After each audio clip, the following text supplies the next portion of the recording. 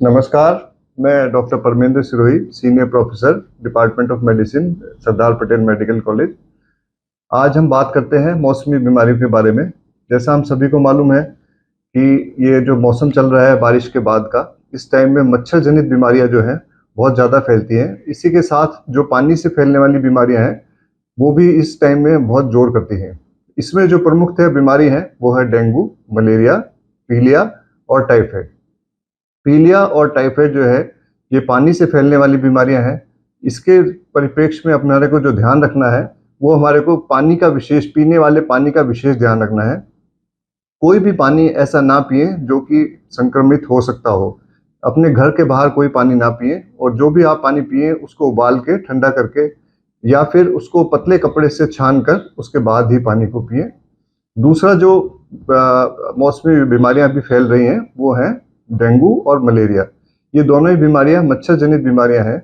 इससे बचाव के लिए सबसे अच्छा उपाय है कि अपने घर में या घर के आसपास कहीं भी कोई भी पानी इकट्ठा ना होने दें।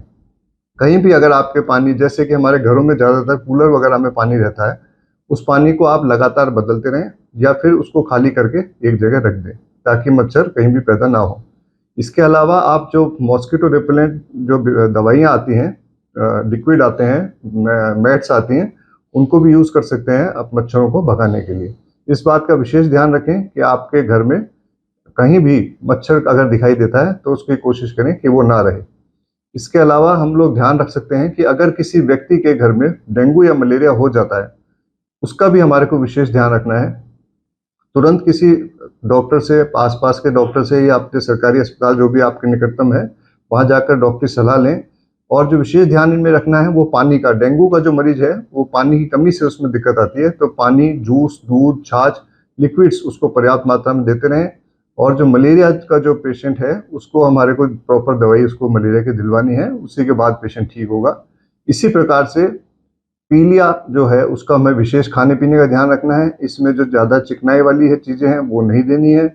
इसी प्रकार टाइफाइड में भी हमें ज़्यादा चिकनाई वाली चीज़ें नहीं देनी है। हल्का धान, जिसको हम साधारण भाषा में बोलते हैं, खिचड़ी, दलिया, फल फ्रूट, फलों का जूस, सब्जियों का सूप, इस प्रकार की चीज़ें हम सेवन में उपयोग में ला सकते हैं। इसके अलावा हम जो विशेष बातों का ध्यान रखना है कि कभी भी किसी मरीज को हम ये कोशिश ना करें हम घर पे ही इसका इलाज कर लें। कभी भी कोई व्यक्ति अगर हमारे घर में किसी को बुखार आता है तो तुरंत उसको निकटतम अस्पताल में दिखावें। इसके जो प्रमुख लक्षण है मैं आपको बता देता हूँ। सबसे पहले बात करें पीलिया की। पीलिया में जो सबसे पहले होता है वो आता है बुखार। 1-2 दिन बुखार रहने के बाद स्वतः ही बुखार उतर जाता है। उसके बाद जो मरीज है उसको उल्टियाँ होनी शुरू हो जाती हैं और भूख बिल्कुल बंद हो जाती है। चौथे या 5वें दिन आपको उसके आंखों में पीलापन दिखाई देगा। इस तरह के किसी के लक्षण अगर होते हैं तो आप उसको तुरंत अपने पास के डॉक्टर को ले जाकर दिखाएं। इसी प्रकार टाइफाइड बुखार हम बात करते हैं, उसमें क्या होता है कि शुरू में बुखार हल्का रहता है और मरीज को इतनी दिक्कत नहीं होती है, लेकिन जैसे जैसे दिन निकलेंगे 4 या 5 दिन बाद बुखार तेज होता जाएगा, साथ में उस पेशेंट जो है कमज़ोर होता जाएगा और साथ में उसकी भूख धीरे धीरे कम होती जाएगी। तो ये जो लक्षण है ये टाइफाइड का है। इसके अलावा जो हम बात करें डेंगू और मलेरिया, ये दोनों ही बुखार ऐसे हैं जिसमें कि तेज बुखार आता है। जो डेंगू बुखार है उसमें जो इतना तेज बुखार आता है, इस बुखार का नाम ही हड्डी तोड़ बुखार रखा गया है, क्योंकि इसमें बहुत ही तेज सिर दर्द, गर्दन में दर्द, कमर में दर्द और शरीर की सभी हड्डियों में दर्द होता है।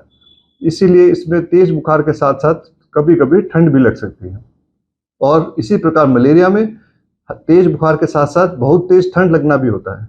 तो इस प्रकार के लक्षण अगर आपके आते हैं तो तुरंत आप अपने आसपास के डॉक्टर को या किसी निकटतम सरकारी अस्पताल में ले जाकर मरीज को दिखाएं। धन्यवाद।